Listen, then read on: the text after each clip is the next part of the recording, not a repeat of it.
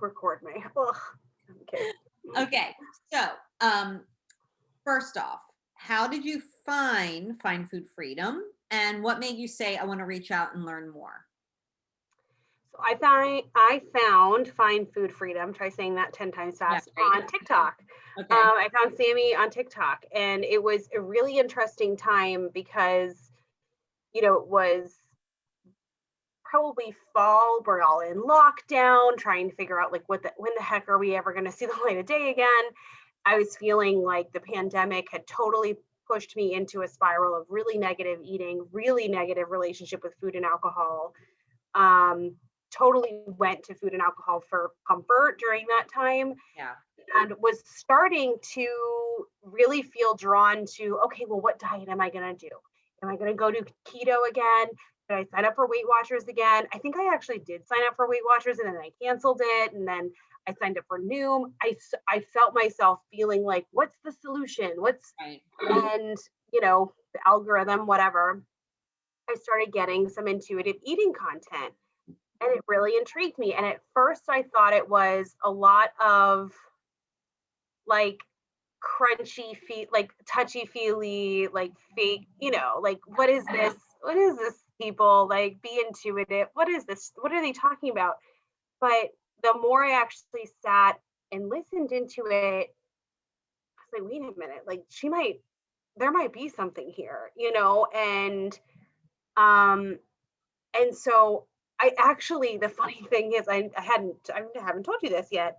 I actually tried to message Sammy on TikTok, but because I she doesn't follow me back. Right.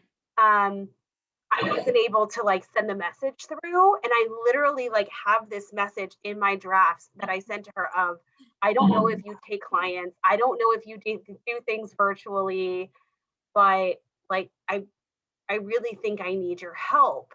Yeah. And then like weeks later, she put something up about like classes or something, and I was like, oh wait, they do something. Okay.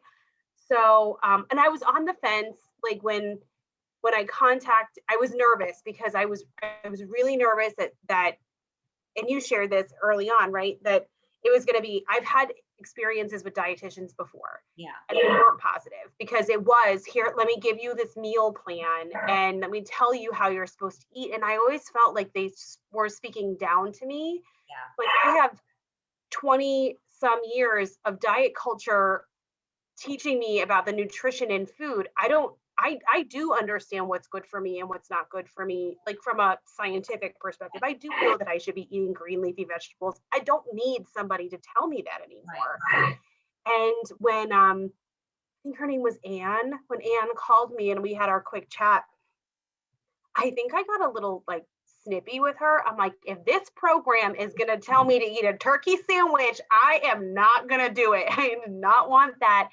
But she's like, she started laughing. She's like, that's why you should sign up, because Yeah. that's exactly why Right. we exist. So, so I was hesitant, but I'm so happy that I did it. It was really I think the right investment in myself and Yeah. my own journey. So, yeah. Okay. How has your relationship with food changed throughout this process? Um, so I still have learning and work to do. I honestly still need to finish through the coursework, but I do feel the way it's changed significantly is that it's neutral. I do feel a neutrality towards food. I do allow myself to kind of feel out, well, kind of what am I in the mood for? What do I want? But honestly, that was the biggest discovery, that sometimes even asking myself that question is like, I don't even know the answer anymore, because I'm not feeling that intense draw towards something. Right. And I'm also not planning the way that I used to, which I'm totally okay with. And I know you can plan on and be intuitive, but that's not me. So yeah, I think feeling neutral is the biggest change for me. Okay. That is awesome. So what was your biggest takeaway or aha moment from your time in group, or from what you gathered from being in group?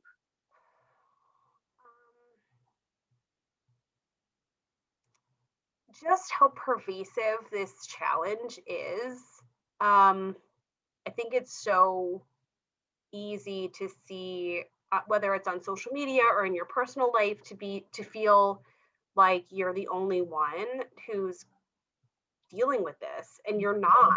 And it's women of all different sizes and all different ages. I would have loved to see more diversity in the mix of women that we had, because we were a pretty much exclusively a group of white women, but which is fine. But that was really, I found a community, I guess Yeah, is what I'm saying.